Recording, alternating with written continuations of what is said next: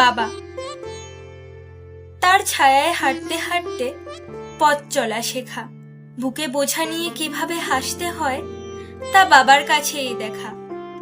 মুখ খুলে কিছু না বললেও অনেক কিছু বুঝে যায়। জীবনে এমন মানুষ কি কোথাও আর পাওয়া যায়? তার হাত ধরে পথ চলা শুরু।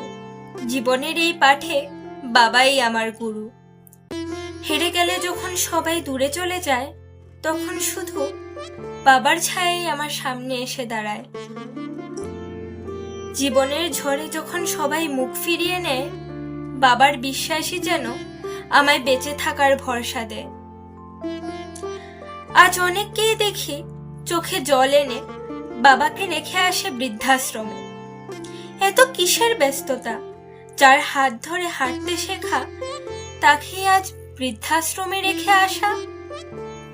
কোথায় গেল বাবার প্রতি সেই ভালোবাসা?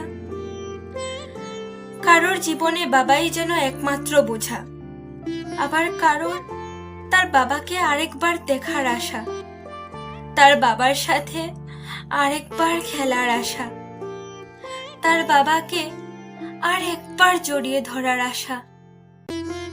এমনই হয় বাবা ও তার নিঃস্বার্থের ভালোবাসা।